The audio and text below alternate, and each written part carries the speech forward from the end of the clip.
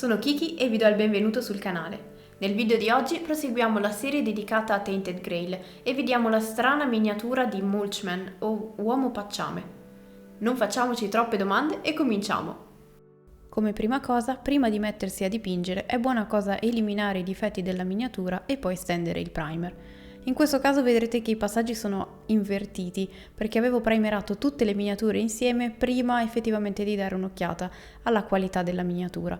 Infatti qui ci sono ancora alcune linee di fusione molto evidenti che in questo caso ho deciso di lasciare, ma con l'aiuto del plastic putty di Vallejo o un prodotto simile andremo almeno a chiudere quella grande voragine che separa due metà della miniatura.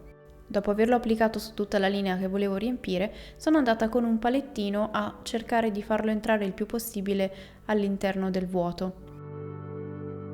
Dopodiché, con un pezzo di carta assorbente, ho cercato di rimuovere l'eccesso, ovviamente lasciandolo all'interno dello spazio, perché era quello che volevo riempire. La carta assorbente non è proprio lo strumento perfetto per fare questa operazione, ma c'è anche da dire che la posizione di questa linea era veramente scomoda. Una volta che sarà completamente asciutto possiamo dedicarci alla pittura. Io ho deciso di utilizzare il viola chimera, che di per sé è molto pigmentato ma poco visibile, al quale ho aggiunto un po' di bianco proprio per rendere evidente la sua colorazione e anche schiarirlo leggermente. Stendiamo così il nostro colore di base su tutta la miniatura. Essendoci una grande zona in ombra centrale nel corpo, conviene usare un colore abbastanza scuro. Lasciamo asciugare e siamo pronti a passare al colore successivo, o meglio ai colori successivi, perché ho deciso di fare un fogliame abbastanza particolare e quindi ho creato due tonalità diverse, una più fredda con questo Morning Sky Chimera, sempre mischiato al viola, e un'altra tonalità verdognola utilizzando un colore diverso, ma mischiandolo comunque in 3 step al viola. Per quanto riguarda i pennelli utilizzerò ancora i Rubloff con i quali mi sto trovando molto bene, vi lascio il link qui sotto in descrizione in caso li voleste acquistare visto che si trovano comodamente su Amazon e nel set sono comprese molte misure utili come questa dalla punta grande che per stendere i colori piatti è perfetta. Cominciamo quindi a colorare le foglie, non tutte, le lasciamo alternate, con la versione più scura di entrambi i colori. Lo so, sono colori abbastanza strani per il fogliame, non molto realistici, ma non puntavo al realismo per questa miniatura, dato che ha veramente poco o niente di realistico.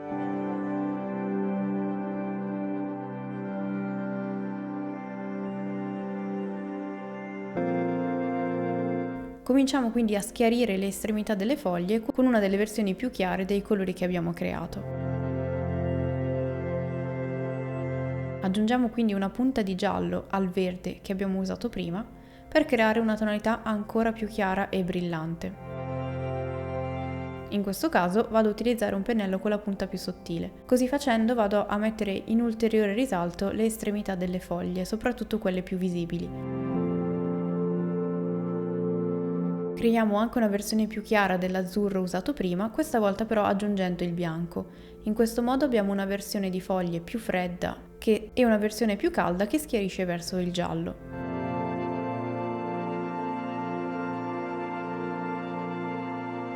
Una volta fatto questo, siamo pronti a dipingere il tronco. Ho deciso di mischiare del viola al colore utilizzato per il legno, in questo modo lo stacco è meno netto e possiamo creare un primo colore di base che lega meglio i due elementi.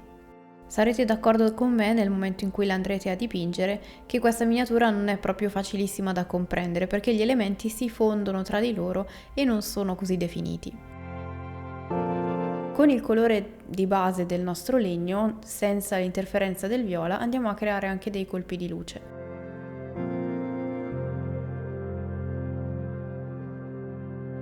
Aggiungiamo del color ocra e del bianco per creare un beige più chiaro. Ovviamente se avete già pronti questi colori potete semplicemente usare quelli.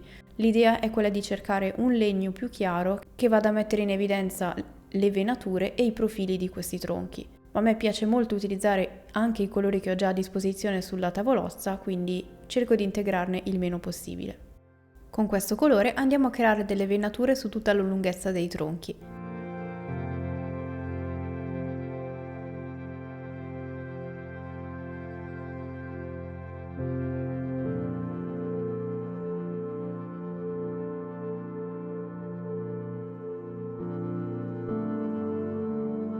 Schiariamo ulteriormente il colore con un pennello sottile e andiamo a intensificare le estremità. Ovviamente io vi consiglio di farlo solo nelle zone più visibili. In questo modo andremo ad accentuare i punti più esposti della miniatura creando effettivamente del volume.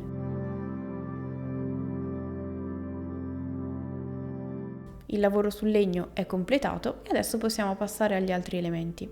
Ho deciso poi di andare a schiarire ulteriormente le foglie nella parte alta del tronco, in modo da creare ancora più stacco tra quelle più nascoste e quelle più visibili. In questo caso ho usato una versione molto leggera di giallo più bianco. È importante in questa fase utilizzare il pennello sottile in modo da creare quelle piccole linee che si trovano sulle foglie. Dopo tutti questi colori bizzarri andiamo a prendere un grigio abbastanza neutro per mettere in evidenza le parti di roccia e di pietra che si porta sulla schiena. Con un po' di bianco che avevamo già sulla tavolozza andiamo a schiarire il grigio e a creare una variazione cromatica anche all'interno di queste parti grigie. Dato che la scultura in sé non è molto definita, non c'è bisogno di essere estremamente precisi in questa fase.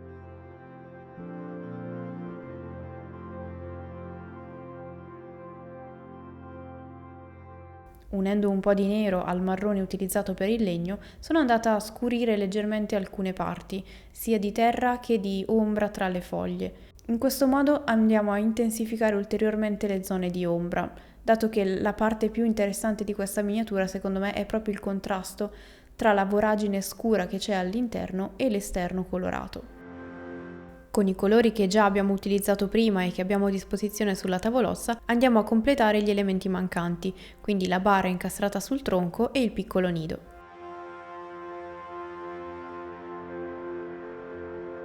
Per quanto riguarda il teschio davanti ho deciso di utilizzare il beige che avevamo utilizzato per il legno, ma con l'aggiunta di una punta di azzurro in modo da variare leggermente il colore.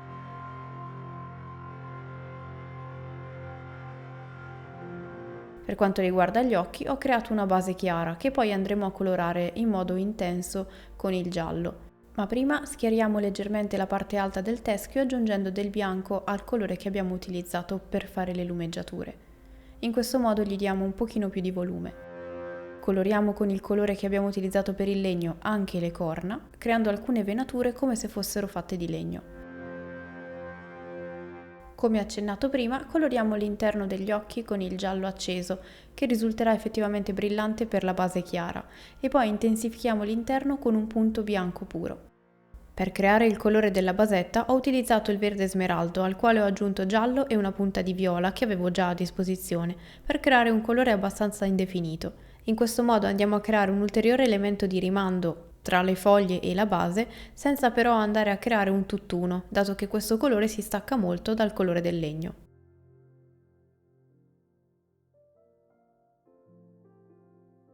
Prendiamo poi un grigio per andare a colorare le rocce sulla quale poggia la nostra miniatura.